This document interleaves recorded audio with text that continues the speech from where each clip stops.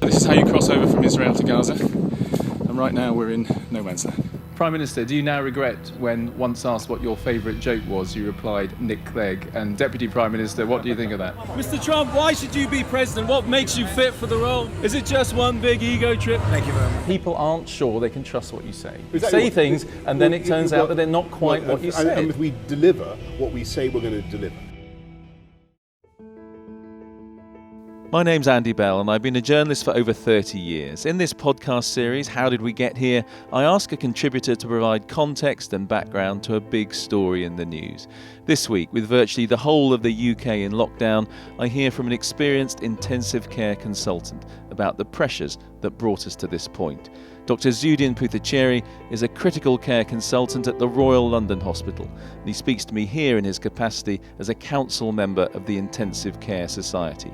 He tells me of how staff are struggling to cope, his anger at those who deny there's a crisis, and his fear that the peak is still to come.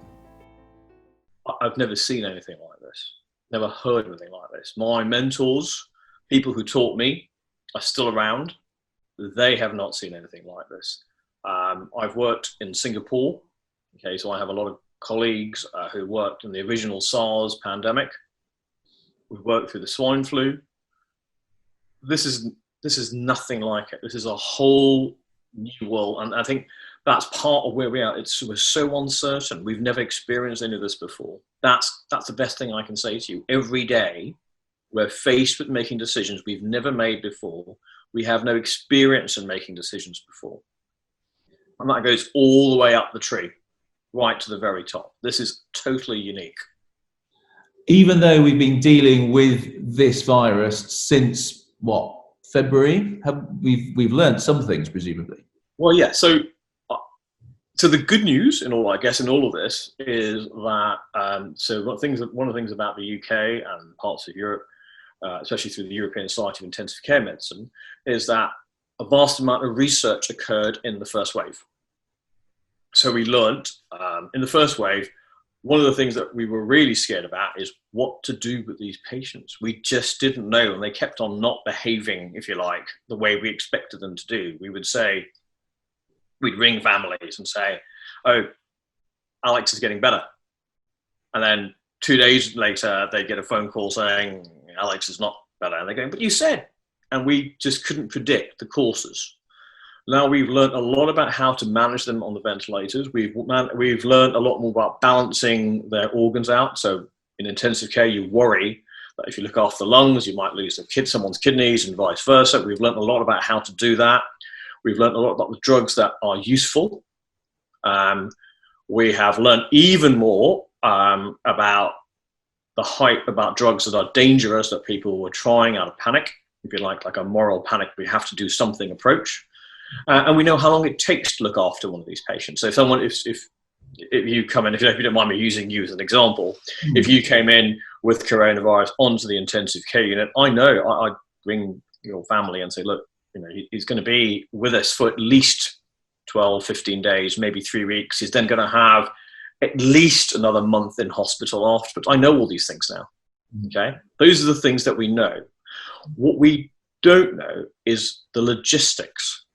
Okay, so if you take an intensive care unit, so roughly speaking, if you have a 40-bedded intensive care unit, then you need about 400 staff to run that, to run 40 patients. So that's kind of the numbers, right? If you double, treble, and in some places around London and around London really, quadruple your bed capacity, okay? But you can only maybe just add a few more extra staff. So you're only looking after 120 beds, but you've only now got 600 staff. The logistics of organising that are phenomenal. I mean, is that the sort of scale that you're talking about? I just wanted to ask you in terms of what you would normally be expecting in terms of intensive care patients at this time of year. Give me an idea of what's different right now. So in a normal winter, then we would look at intensive care units being at between 80 and 95% capacity But I might just come back to this thing, to come back to that discussion about capacity in a moment, about what it means, okay? So 80 to 90% of our beds would be filled. So coming back to this idea of a 40, 50% ICU, then you're talking, a 40, 50 bedded ICU, then you're looking at 80, 40 patients. If a 50 bedded ICU, you'll have 40 patients in it, okay? Now, almost every ICU in the country has gone up by 50% to 100%, right? So those 50 bedded ICUs have all almost universally in the country gone up to 75, and quite a few have gone to 100, and then in London, quite a few will, that analogy will be at 150 and 200. So what's happening to those extra? You've just had to create more beds, you've had to create more wards. You bring in the kit, but you have no extra staff. Okay, so it bears no real bearing to a normal winter. The second thing comes this idea of capacity, and I guess this is one of the things that upsets doctors and nurses who work in this. And if you go online, you look at bed percentages and bed numbers. So Matt Morgan, his great statement the other day, he said, discussions of beds, the bed discussion is broken because a bed is not a patient. Okay. In a normal winter, yes, these beds will be full, but they'll be full of normal pneumonias, strokes, infections, traumas, and all these things. Things that are patients who are very sick, but also some patients who are not that sick, who don't need quite as much input. Now, not only we have expanded our bed numbers, and I think it's important to talk about numbers, not percentages, but those patients are so sick. They need so much nursing and medical input that it bears no resemblance to a normal winter. So not only the numbers higher, the sickness of the patients is higher. So if people say things like, well, I'm looking here and you've got some empty beds, this shows that you're not under that much pressure. You say that's the wrong measure. Yes. I think one of the things, we talked about, I don't know whose quote this is, but misinformation is one of the greatest diseases. I think that might be an Otto Gwandy. That's one of the greatest diseases that we have in the 21st century. So anybody can go online and you can pick out any figure that you want. Okay, if you like me to if you tell me what you want, I can find that figure for you online. Someone will have made up a figure. Okay, but all these statistics that people are seeing were built and organized for a normal National Health Service, the normal waves, normal patients we look after, not for a pandemic.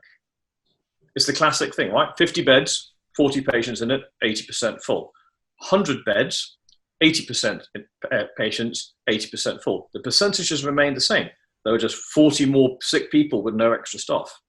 So the understanding comes from actually understanding what happens on the floor. And what I would say is that anybody who's calling for saying there are enough beds, the NHS isn't under pressure, there aren't sick patients, let's go for herd immunity. Those aren't clinicians who are working on the floor. Those aren't intensive care doctors, they aren't respiratory doctors. There are academics sitting in their living rooms typing away at the keyboard. How much of an impact does that have on you and your colleagues when you see those sorts of comments doing the rounds on the internet especially? Well, I think it varies quite a lot. I think as an academic, I kind of am used to a bit of nihilism out there, and you just learn to ignore some of these people. It really does irritate me and upset me a little bit when you see that when you see policymakers and media outlets giving people these an opportunity for misinformation, because that misinformation then kills people. Right, because they say, oh, well, we don't need to do social distancing, and then people get it. Many of my nursing colleagues, I think, they take it much more personally, because they are sitting there looking after these patients and then going out to hear that they're not doing any work. They're lazy, and that they take, a lot of people take that very personally. One of the other things, coming back to your thing about the winter, how this is compared to normal winter. So if someone is critically ill or someone is really sick in hospital, obviously their family are really worried. And they that worry can manifest in many ways. There'll be some anger, there'll be some distrust, there'll be just plain worry and anxiety. And families come in and they talk to us, they meet the nursing staff, they spend time with the nursing staff, they spend time with the doctors, and they understand what's going on. So when we talk to them, they understand that we're not lying, we're telling the truth, and we build a rapport with them, right? And that helps if things get better, and it unfortunately also helps if things get worse. None of that occurs right now. Okay, we're trying to talk to people on the phone. So if you think 200% capacity, 300% capacity, same staff, no one to help, you're ringing people to talk to them on the phone, people who have no idea what's going on. They can't come to the hospital. Okay, they can't meet the doctors, they can't meet the nursing staff, and they're listening to things. And that's very, very upsetting for families. It's also very upsetting for us. And you think, when you ring somebody at home and to tell them that their husband is dying, and you sit there and you listen to them, you've never met them, you think, oh my God, you could totally be my wife. Your children I hear in the background, they sound the same age as my children, right? That's the same feeling that many of our nurses feel as they hold the hand of someone who's dying and thinking, oh my God, you could be my husband, you could be my wife, and I can't get your family in to see you. Your kids aren't going to come in and see you before you die. So that's a new form of pressure, and of course it's been going on for some time as well. I mean, I remember having conversations of this type with some of your colleagues back in April. Yeah. So I mean, what sort of, it doesn't make it easier. It doesn't make it any easier, and I think this is one of the major stresses for all of us looking after patients. The inability to form a rapport with family, and you can understand, right? If someone goes in, you don't see your husband again, and you can't talk to him, and then someone rings you and says, he's dying. I'm really sorry, I can't do anything about it. And you can imagine them going, who are you to tell me my husband is dying? Haven't you done everything? How can you do this? Because they have no reference frame of understanding why their loved one is being taken away from them and someone's told them they're dying. Of course they get angry, they get upset, right? And that then, of course, also impacts on the person telling them this. And that's really destructive. And it comes back to what you asked earlier on. And then you go walk out of the hospital and everyone tells you, coronavirus, don't worry about it. We just need to get our economy going. We just need to be able to go out for dinner. We must be able to go out for dinner. That's what people are feeling. Let me ask you about the sort of patients that you're seeing now. I mean, we've assumed that most of them are elderly, some of them very elderly. What would you say about the sort of patients you've been seeing in the last couple of weeks? So that's an interesting statement, because that was never the fact in the first pandemic.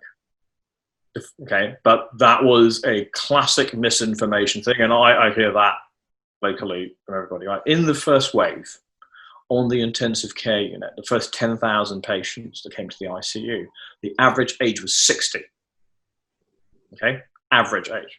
Right now, the whenever we are in the continued pandemic this winter, the average age is 58, which means age 46, I look after a vast number of patients my age or younger. Okay, statistically, in the first wave, 90% of patients on the ICU were fully independent, i.e. they looked after themselves, they worked, they had normal lives, they had families. Same thing is true now. This idea that coronavirus only really kills the elderly, the ICUs and the wards are full of elderly and the infirmed, this is false information that has been perpetuated and perpetuated and perpetuated.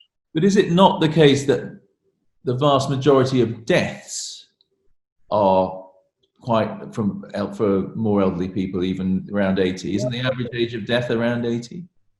So the average age of death in the country,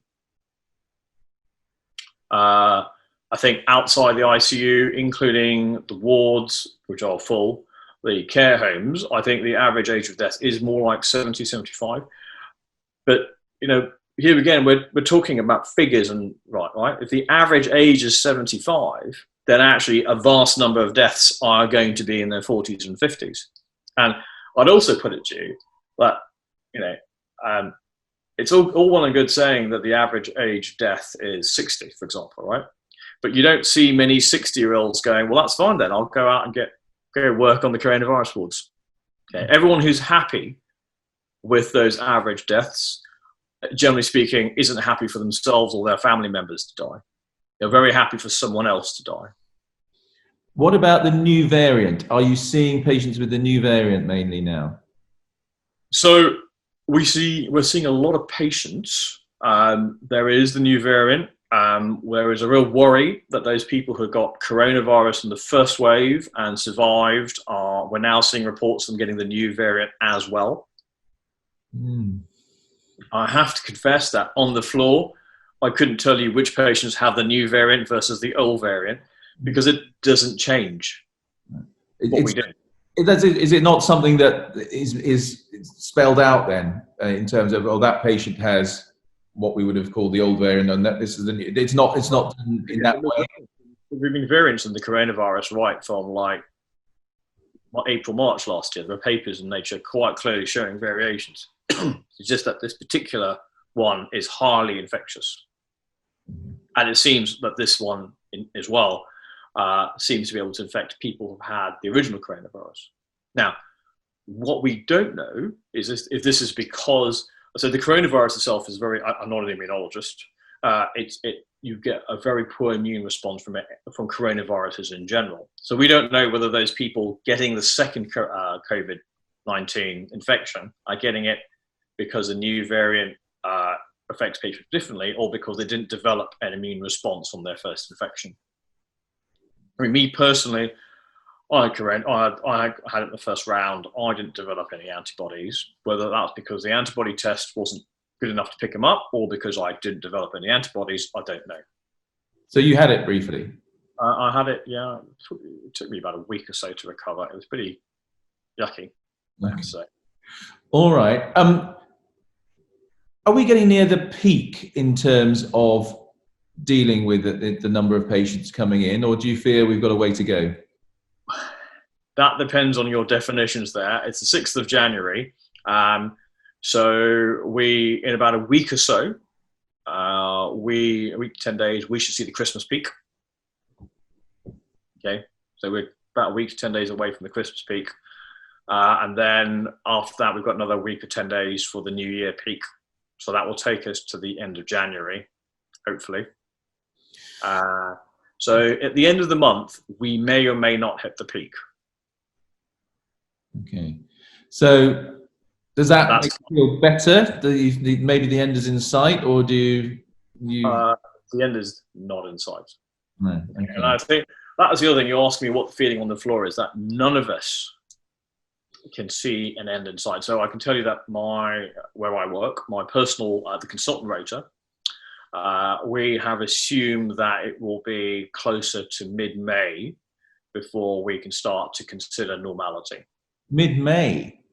Yeah. So if you end up on an intensive care unit with coronavirus, right, we now know that your average length of stay is between 2 to 3 weeks on the intensive care unit. Okay. During that period of time, you'll lose 2 to 3% of your muscle mass every day that you're on that unit. So you'll lose 20, 30% of your muscle mass. If you survive, don't forget, 70% of these patients are going to survive, touch wood. We really hope that will continue. Okay. You'll be so weak, you won't be able to eat. You won't be able to go to the toilet. You won't be able to do anything. Okay. You're looking at another month or so on the wards. Okay. And then an attempt to get you home. So every patient that comes in has a huge journey ahead of them to try and get back home. Not normality, just home. So every patient that comes in at the end of January, I know will still be in hospital in March. Okay, possibly in the hospital in April. So that's why, that's the scale of what we're looking at right now. whatever, the 10,000 patients that are in hospital, in the ICUs. Don't forget, I haven't even begun to talk on what happens on the wards at the moment, which is okay. But those 10,000 patients are going to be in hospital for 3 months. Now, what about, so they're obviously taking up an enormous amount of capacity. There was obviously a lot of hope back at the beginning invested in things like the opening of the Nightingale Hospital in London. From what you say, it feels as if that's all very well, but you simply don't have the staff to make the Nightingale hospitals a reality. Is that fair? So coming back to the uncertainty, right, the unknowns, in the very first wave, we just had no idea what was going to happen. We, policymakers, intensivists, everybody, we had to go on the China and the Italian experiences, right? And they rapidly got to the phase where they actually physically had nowhere to put people. Okay, they literally ventilated in the corridors and then went, well, all the corridors are full. What do we do now? We're going to do it in the car parks. Okay, and looking at the population densities and the spreads, that was a real concern that we had. So that was where the Nightingale, they needed a physical space, right? But there were never the nursing staff or the doctors to look after these patients. Even in the original Nightingales, they would have to come from the hospitals and dilute out, as we've done now, right? So we've learned now that that was a decision at the time with all the information that was had available. Now we know that actually that's probably not going to be the best option, okay? Because you're taking, so take the London XL, you could move patients there. You can move all the kit there. As I said, you can move the beds there as much as you want. Beds are useless, right? It doesn't work without the staff to run it.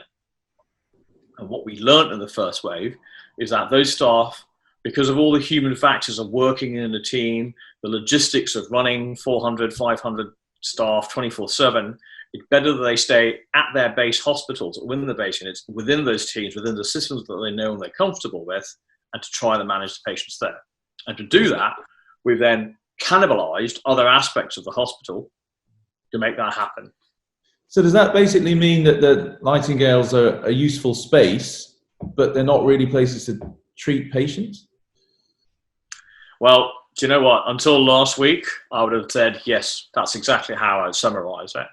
And now we're on the 6th of January, 4 weeks away from when I think things are really going to go badly wrong. I don't know. We may still end up in a scenario where there are no physical places to put patients. So you worry we could get that close at the end of the month to basically the hospitals as they exist not being able to cope? Yeah, if we make it to the end of the month, I'll be, without something drastic happening, I would be so happy. I mean, what do you define as drastic? So one of the things that you hear on, so among the misinformation things that you hear is this idea that it's only old people and it's only people with chronic diseases who come to intensive care, and what we should just do is start rationing, not letting people with chronic diseases come.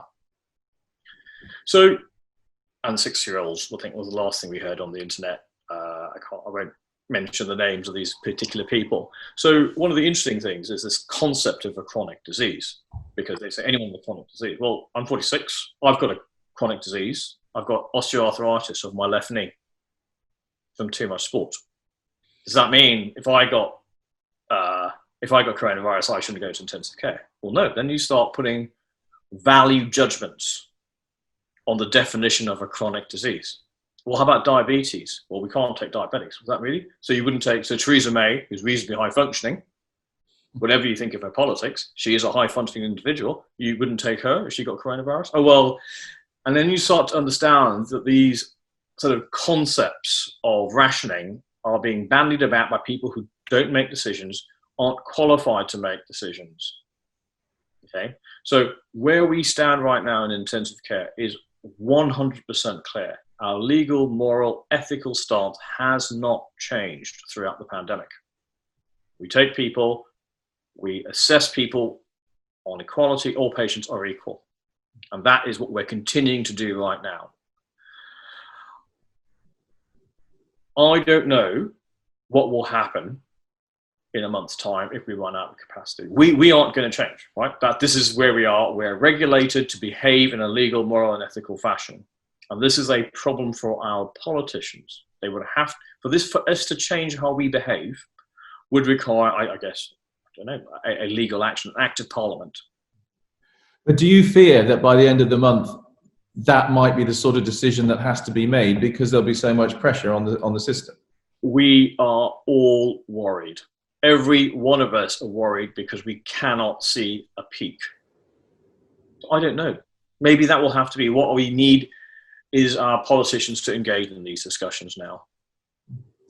Personally, I think most of us will follow what we've always done. We will do the right thing, and we will continue to fill up the hospitals. There are stories you will hear of patients being treated in ambulances. Someone asked me this question, and I say, yes, that's exactly right. Because no doctor or nurse or healthcare professional is just going to let someone sit by without treating them. If we've got to go to the ambulance, we'll go to the ambulance and we'll treat them. And that's how we're all behaving now, but we've got another month to go. And I don't know, which is why this lockdown is so important. A couple of quick questions to finish. Vaccination, billed as the way out of this. Do you believe that is the way we're going to come through? It's the way out next winter. It's the way out this summer, but it's not the way out of this winter. We will not effectively vaccinate enough people to decompress the NHS by spring. So vaccination is not going to solve the winter problem, maybe the longer term problem. So what solves the immediate problem? So the immediate problem is next month's problem, as the easy one, is going to be solved by lockdown, okay? And by us managing to get across to all members of society that these rules need to be followed. Breaking these rules may not kill you, but may kill someone you love. The way out of this next month, I don't know the answer to that. I know that NHS England is working really, really hard to think of things we can do. Maybe for London, we need to start, there are pockets of the country that are not affected. And the great thing about the National Health Service is mutual aid, and maybe we will start to move patients away from high sectors to these areas. But of course, it's very, very fluid. If you move it to a low coronavirus area, you never know whether they'll be in the same situation in February. That's where we are. I don't have an idea, and I don't know anybody who has a way out of the next month. The final thought, stick to the rules, everybody. If you don't, more people will die. Dr. Puthucheary, thank you so much for talking to us, taking time, and thank you very much for all the work you're doing. Thank you. Thank you. Dr. Zudin Puthucheary on the pressures he sees medical staff facing and his sobering assessment that intensive care may not be back to normal before the middle of May. If you have thoughts on this or any other of these podcasts, please email me on andy.bell@itn.co.uk, and I'm tweeting it at AndyBell5News. And please feel free to share, rate and review. Thank you for listening to this edition of How Did We Get Here? There'll be another along soon.